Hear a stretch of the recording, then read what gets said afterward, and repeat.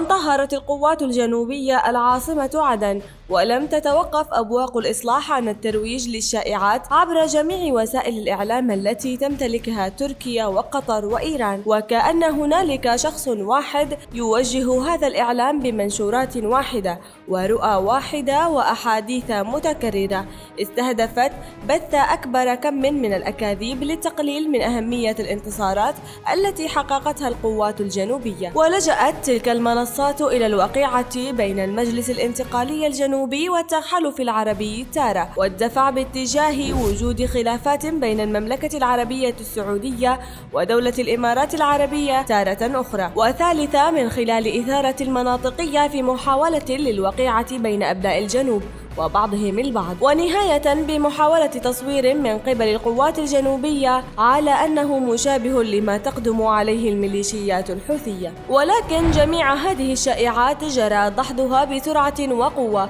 فالمجلس الانتقالي أصدر بيانات عدة شدد فيها عبر عبارات واضحة وصريحة على علاقته المتينة بالمملكة العربية السعودية. ويرى مراقبون أن ميليشيا الإصلاح لن تتوقف عن نشر الأكاذيب الخاصة بخصومهم،